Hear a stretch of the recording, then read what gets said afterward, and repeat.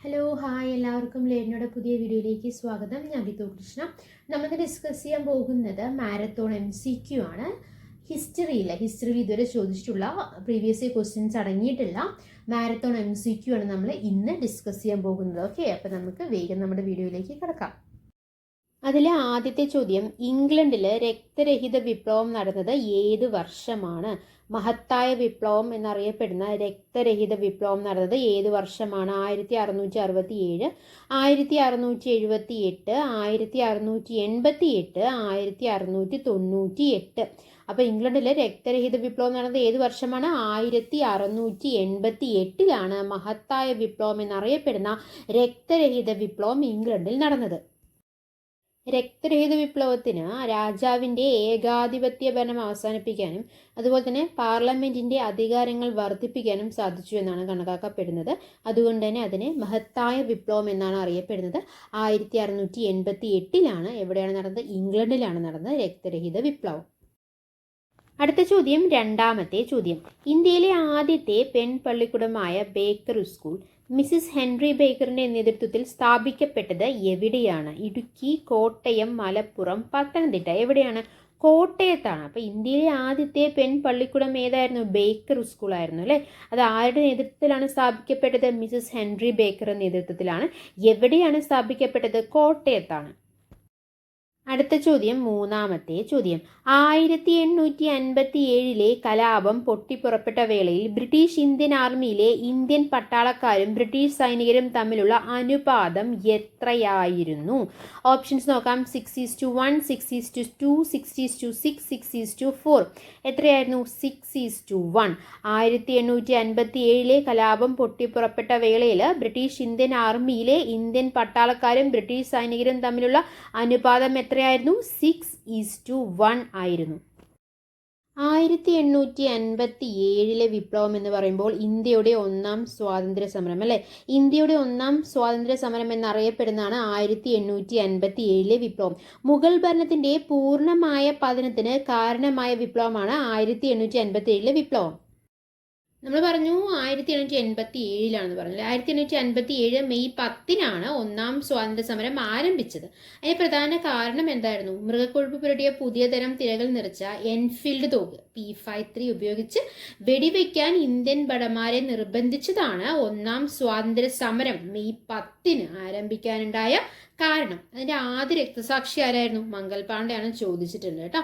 ഒന്നാം സ്വാതന്ത്ര്യ സമരത്തിന്റെ ആദ്യ രക്തസാക്ഷി ആരാണ്? മംഗൾ പാണ്ഡെയാണ്. നമ്മൾ പറഞ്ഞു എൻഫീൽഡ് തോക്ക് ഉപയോഗിക്കാൻ തുടങ്ങിയതാണ് ഒരു കാരണം എന്ന് പറഞ്ഞു. അതിൻ്റെ തന്നെ വിപ്ലവത്തിന്റെ പ്രധാന വേറെ കുറേ കാരണങ്ങളുണ്ട്. 1848 നമ്മൾ പറഞ്ഞു 57 വിപ്ലവത്തിന് തുടക്കം കുറിച്ചത് അല്ലെ. 57 മെയ് 10 അല്ലെ. 1848 ദത്തവകാശ നിരോധന നിയമവും 1854 പോസ്റ്റ് ഓഫീസ് നിയമവും 1856 ഹിന്ദു വിധവ പുനർവിവാഹ നിയമവും 1856 ജനറൽ സർവീസ് എൻലിസ്റ്റ്മെന്റ് നിയമപ്രകാരം ഇന്ത്യൻ സൈനികർക്ക് യുദ്ധത്തിനായി കടൽ കടന്നു പോകേണ്ടി വന്നതും എന്തിന്റെ ഒരു റീസൺ ആണ്? 1857 വിപ്ലവത്തിന്റെ ഒരു കാരണമാണ്. അടുത്ത ചോദ്യം, നാലാമത്തെ ചോദ്യം, അമേരിക്കയുടെ രാഷ്ട്രപിതാവ് എന്നറിയപ്പെടുന്നത് ആരാണ്? George Washington, James Madison, Thomas pain, John Locke. ആരാണ്? ജോർജ് വാഷിംഗ്ടൺ ആണ് അല്ലെ. അമേരിക്കയുടെ രാഷ്ട്രപിതാവ് എന്നറിയപ്പെടുന്നത് ആരാണ്? George Washington. അടുത്ത ചോദ്യം, അഞ്ചാമത്തെ ചോദ്യം, സർവ്വരാജ്യസംഖ്യ ഔദ്യോഗികമായി നിലവിൽ വന്നത് എന്നാണ്? 1918 ജനുവരി 15, 1920 ജനുവരി 22, 1918 ജനുവരി 8, 1920 ജനുവരി 10. സർവ്വരാജ്യസംഖ്യ ഔദ്യോഗികമായി നിലവിൽ വന്നത് എന്നാണ്? 1920 ജനുവരി 10.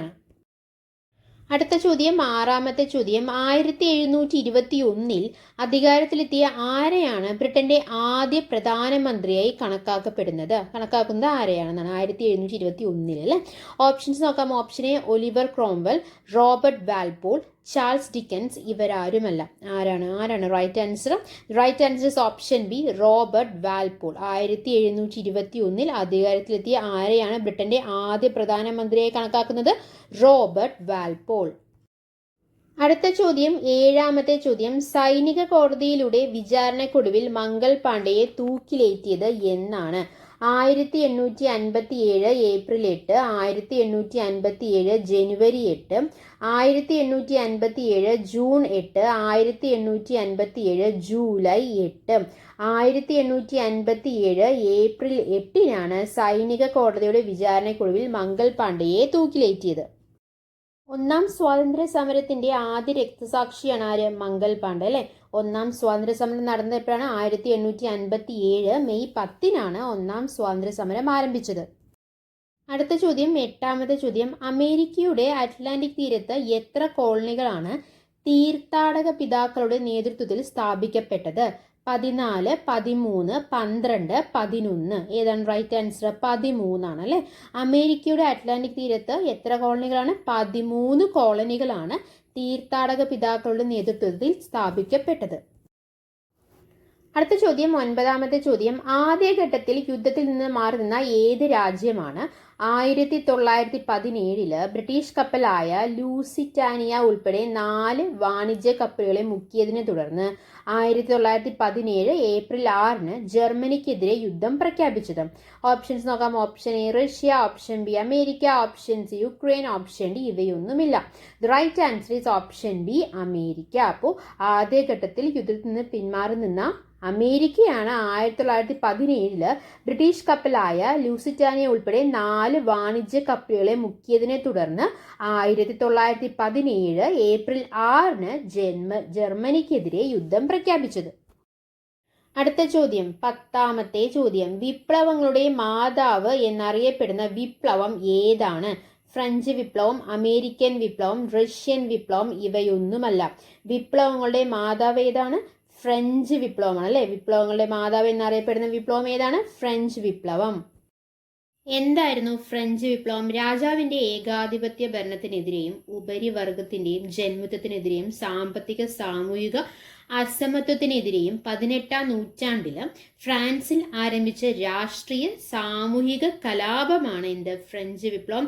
1789 അത് ആരംഭിക്കുന്നത്. വിപ്ലവങ്ങളുടെ മാതാവ് എന്നാണ് അറിയപ്പെടുന്നത് അല്ലെ. സ്വാതന്ത്ര്യം, സമത്വം, സാഹോദര്യം എന്നീ മുദ്രാവാക്യങ്ങൾ ലോകത്തിന് സംഭാവന ചെയ്ത വിപ്ലവമാണ് ഇത്? ഫ്രഞ്ച് വിപ്ലവം. യൂറോപ്പിലെ ഫ്യൂഡൽ വ്യവസ്ഥയുടെ അന്ത്യത്തിന് വഴിയൊരുക്കിയ വിപ്ലവം ഏത് തന്നെയാണ്? ഫ്രഞ്ച് വിപ്ലവം തന്നെയാണ്. ജനകീയ പരമാധികാരം എന്ന ആശയം മനുഷ്യരാശിക്ക് നൽകിയ വിപ്ലവമാണ് ഫ്രഞ്ച് വിപ്ലവം. ദേശീയതയുടെ ആവിർഭാവത്തിന് വഴിയൊരുക്കിയ വിപ്ലവം ഏത് തന്നെയാണ്? ഫ്രഞ്ച് വിപ്ലവം തന്നെയാണ്. അടുത്ത ചോദ്യം, 11ാമത്തെ ചോദ്യം, ബോസ്റ്റൺ കൂട്ടക്കൊല നടന്ന വർഷം ഏതാണ്? ഓപ്ഷൻസ് നോക്കാം. Option A 1780, option B 1770, option C 1870, option D 1880.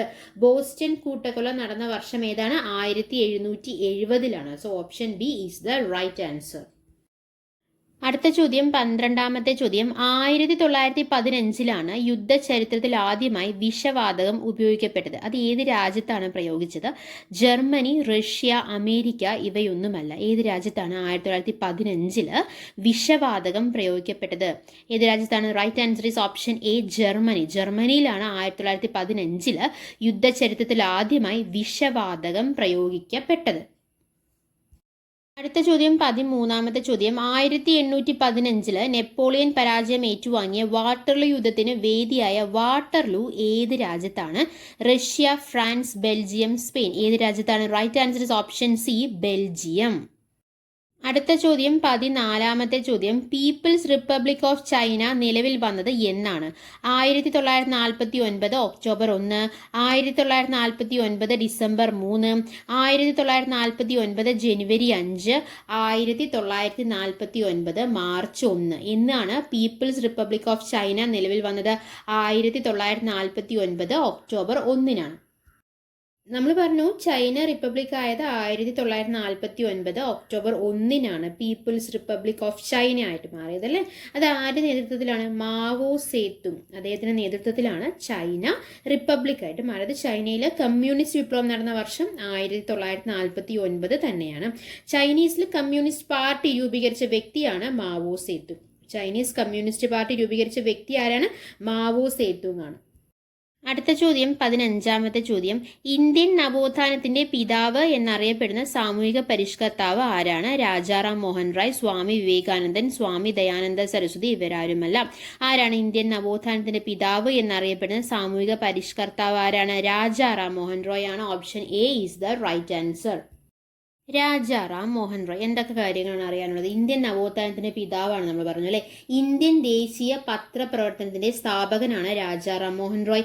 Indian ആധുനിക വിദ്യാഭ്യാസത്തിന്റെ ആദ്യ പ്രവാചകനും ആധുനിക ഭാരതത്തിന്റെ ആദ്യ നവോത്ഥാന നായകനും അദ്ദേഹം തന്നെയാണ്. ഇംഗ്ലണ്ട് സന്ദർശിച്ച ആദ്യ ഇന്ത്യക്കാരൻ ആരാണ്? രാജാറാം മോഹൻ റോയ് ആണ്. ഇംഗ്ലണ്ട് സന്ദർശിച്ച ആദ്യ ഇന്ത്യക്കാരൻ ആരാണ്? രാജാറാം മോഹൻ റോയ് ആണ്. ഈസ്റ്റ് ഇന്ത്യ കമ്പനിയുടെ കീഴിൽ ഗുമസ്തനായി സേവനം അനുഷ്ഠിച്ച നവോത്ഥാന നായകൻ ആരാണ്? രാജാറാം മോഹൻ റോയ് ആണ്. അദ്ദേഹം ജനിച്ചത് 1772 രാധാനഗർ, പശ്ചിമ ബംഗാളിലെ രാധാനഗറിലാണ് അദ്ദേഹം ജനിച്ചത്. അദ്ദേഹം അന്തരിച്ചത് 1833 സെപ്റ്റംബർ 27. അടുത്ത ചോദ്യം 16ാമത്തെ ചോദ്യം. സ്വതന്ത്ര ഭാരതത്തിൽ ഇന്ത്യൻ നാഷണൽ കോൺഗ്രസിന്റെ അധ്യക്ഷ പദവിയിലെത്തിയ ആദ്യത്തെ വനിത ആരാണെന്നാണ് ചോദ്യം. ഓപ്ഷൻസ് നോക്കാം. Option A Sonia Gandhi, option B Indira Gandhi, option C Sarojini Naidu, option D ഇവരാരുമല്ല. ആരാണ് റൈറ്റ് ആൻസർ? സ്വതന്ത്ര ഭാരതത്തിൽ ഇന്ത്യൻ നാഷണൽ കോൺഗ്രസിന്റെ അധ്യക്ഷ പദവിയിലെത്തിയ ആദ്യത്തെ വനിത ആരാണ്? ഇന്ദിരാഗാന്ധിയാണ്. Option B is the right answer. Congress അധ്യക്ഷ പദം അലങ്കരിച്ച വനിതകളെ കുറിച്ച് പറയുകയാണെങ്കിൽ 1917 ആനി ബസന്റ് ആയിരുന്നു. അപ്പൊ ആദ്യത്തെ അധ്യക്ഷ പദം അലങ്കരിച്ച ആരാണ്? ആനി ബസന്റ് ആണ്. 1925 സരോജിനി നായിഡു, 1933 നെല്ലിസൺ ഗുപ്ത, 1959 അതായത് സ്വാതന്ത്ര്യം കിട്ടിയതിന് ശേഷം ആരാണ്? ഇന്ദിരാഗാന്ധി, 1998 സോണിയാഗാന്ധി. അപ്പോൾ ആനി ബസന്റ്, സരോജിനി നായിഡു, നെല്ലിസൺ ഗുപ്ത, അതിനുശേഷം സ്വാതന്ത്ര്യം ശേഷം ആരാണ്? ഇന്ദിരാഗാന്ധി, അതിനുശേഷം സോണിയാഗാന്ധി. അടുത്ത ചോദ്യം 17ാമത്തെ ചോദ്യം. ലോകത്തെ ആദ്യ ലിഖിത ഭരണഘടനയായ അമേരിക്കൻ ഭരണഘടന നിലവിൽ വന്നത് എന്നാണ്? 1788, 1777, 1767, 1789 എന്നാണ്? The right answer is option D 1789. അടുത്ത ചോദ്യം 18ാമത്തെ ചോദ്യം. ഒന്നാം ലോക മഹായുദ്ധം അവസാനിച്ചപ്പോൾ ജർമ്മനിയും സഖ്യകക്ഷികളും തമ്മിൽ 1919 ജൂൺ 28 ഒപ്പുവെച്ച ഉടമ്പടി ഏതാണ്? സെന്റ് ജർമ്മൻ ഉടമ്പടി, ആംസ്റ്റർഡാം ഉടമ്പടി, വേഴ്സായി ഉടമ്പടി, ഇവയൊന്നുമല്ല. Right answer is option C ആണ്, വേഴ്സായി ഉടമ്പടി. അടുത്ത ചോദ്യം 19ാമത്തെ ചോദ്യം. ചൈനയിലെ ക്വിങ് രാജവംശവും ബ്രിട്ടനും തമ്മിൽ നടന്ന ആദ്യത്തെ കറുപ്പ് യുദ്ധം നടന്നത് ഏത് കാലയളവിലാണെന്നാണ് ചോദ്യം. 1839 42, 49 52, ഓപ്ഷൻ സി 1829 1842, ഓപ്ഷൻ ഡി 1819 1822. അപ്പോൾ ചൈനയിലെ ക്വിങ് രാജവംശവും ബ്രിട്ടനും തമ്മിൽ ആദ്യത്തെ കറുപ്പ് യുദ്ധം നടന്ന ഏത് കാലയളവിലാണ്?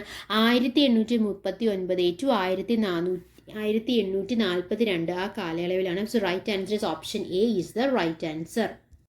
അടുത്ത ചോദ്യം 20ാമത്തെ ചോദ്യം. 1886 ലാഹോറിൽ ദയാനന്ദ ആംഗ്ലോ വേദിക് സ്കൂളുകൾ സ്ഥാപിച്ചത് ആരായിരുന്നു എന്നാണ് ചോദ്യം. ഓപ്ഷൻസ് നോക്കാം. Option A Jyotirao Phule, Lala Hansraj, Pandita Ramabai, Swami Vivekanandan. 1886 ലാഹോറിൽ ദയാനന്ദ ആംഗ്ലോ വേദിക് സ്കൂളുകൾ സ്ഥാപിച്ചത് ആരാണ്? Right answer is option B Lala Hansraj. അടുത്ത ചോദ്യം 21ാമത്തെ ചോദ്യം. അമേരിക്കൻ സ്വാതന്ത്ര്യ സമരവുമായി ബന്ധപ്പെട്ട ഒന്നാം കോണ്ടിനെന്റൽ കോൺഗ്രസ് നടന്ന വർഷം ഏതാണ്? ഓപ്ഷൻസ് നോക്കാം. Option A 1774, option B 1775, option C 1785, option D 1784. American സ്വാതന്ത്ര്യ സമരവുമായി ബന്ധപ്പെട്ട ഒന്നാം കോണ്ടിനെന്റൽ കോൺഗ്രസ് നടന്ന വർഷം 1774. എന്താണ് അമേരിക്കൻ സ്വാതന്ത്ര്യ സമരം? 18ാം നൂറ്റാണ്ടിൽ വടക്കേ അമേരിക്കയിലെ ബ്രിട്ടന്റെ 13 കോളനികൾ മാതൃരാജ്യമായ ബ്രിട്ടനെതിരെ നടത്തിയ സ്വാതന്ത്ര്യ സമരമാണ് അമേരിക്കൻ വിപ്ലവം. അമേരിക്കൻ വിപ്ലവവുമായി ബന്ധപ്പെട്ട പ്രധാന മുദ്രാവാക്യമാണ് പ്രാതിനിധ്യമില്ലാതെ നികുതിയില്ല. പ്രാതിനിധ്യമില്ലാതെ നികുതിയില്ല എന്നുള്ളതാണ് അമേരിക്കൻ വിപ്ലവവുമായി ബന്ധപ്പെട്ട പ്രധാന മുദ്രാവാക്യം. അടുത്ത ചോദ്യം 22ാമത്തെ ചോദ്യം 1857 ഏറ്റവും കൂടുതൽ കലാപ കേന്ദ്രങ്ങൾ സ്ഥിതി ചെയ്തിരുന്നത് ഇന്നത്തെ ഏത് സംസ്ഥാനത്താണ്? ഓപ്ഷൻസ് നോക്കാം. Option A Maharashtra, option B Bihar, option C Gujarat, option D Uttar Pradesh. 1857 ഏറ്റവും കൂടുതൽ കലാപ കേന്ദ്രങ്ങൾ സ്ഥിതി ചെയ്തിരുന്നത് ഇന്നത്തെ ഏത് സംസ്ഥാനത്താണ്? ഉത്തർപ്രദേശിലാണ് അല്ലേ? അപ്പോൾ right answer is option D Uttar Pradesh. അടുത്ത ചോദ്യം 23ാമത്തെ ചോദ്യം ഒന്നാം ലോക മഹായുദ്ധത്തിന്റെ ഭാഗമായി 1916 ഫെബ്രുവരി 21 മുതൽ ഡിസംബർ വരെ നടന്ന യുദ്ധമായ ബാറ്റിൽ ഓഫ് വെർഡിനിൽ ഏതൊക്കെ രാജ്യങ്ങളാണ് ഏറ്റുമുട്ടിയത്? ജർമ്മനിയും ഫ്രാൻസും, റഷ്യയും ഫ്രാൻസും, ഇറ്റലിയും ജർമ്മനിയും, സ്പെയിനും റഷ്യയും. ഏതൊക്കെ രാജ്യങ്ങളാണ്? ജർമ്മനിയും ഫ്രാൻസുമാണ്. So right answer is option A ജർമ്മനിയും ഫ്രാൻസും. അടുത്ത ചോദ്യം 24ാമത്തെ ചോദ്യം സ്വാമി വിവേകാനന്ദൻ ഏത് വർഷമാണ് രാമകൃഷ്ണ മിഷൻ ആരംഭിച്ചത്? 1899, 1897, 1898, 1896. സ്വാമി വിവേകാനന്ദൻ ഏത് വർഷമാണ് രാമകൃഷ്ണ മിഷൻ ആരംഭിച്ചത്? 1897 രാമകൃഷ്ണ മിഷൻ ആരംഭിച്ചത്. ആര്? സ്വാമി വിവേകാനന്ദൻ. സ്വാമി വിവേകാനന്ദൻ എന്തൊക്കെ കാര്യങ്ങളാണ് പറയാനുള്ളത്? അദ്ദേഹം ജനിച്ചത് 1863, അദ്ദേഹം അന്തരിച്ചത് 1902 ജൂലൈയിലാണ് അല്ലെ. ചക്രവാത സദൃശനായ ഹിന്ദു, ബ്രാഹ്മണ സന്യാസി, പോരാളിയായ പ്രവാചകൻ എന്നീ പേരുകൾ അറിയപ്പെടുന്ന വ്യക്തിയാണ് ആര്? സ്വാമി വിവേകാനന്ദൻ. കേരളത്തെ ഭ്രാന്താലയം എന്ന് വിശേഷിപ്പിച്ച വ്യക്തിയും അദ്ദേഹം തന്നെയാണ്.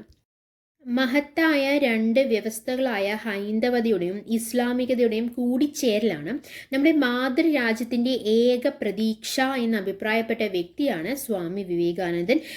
ഗീതയിലേക്ക് മടങ്ങാൻ ആഹ്വാനം ചെയ്ത വ്യക്തി, ഗോ ബാക്ക് ടു ഗീത എന്ന് ആഹ്വാനം ചെയ്ത വ്യക്തി ആരാണ്? സ്വാമി വിവേകാനന്ദൻ തന്നെയാണ്.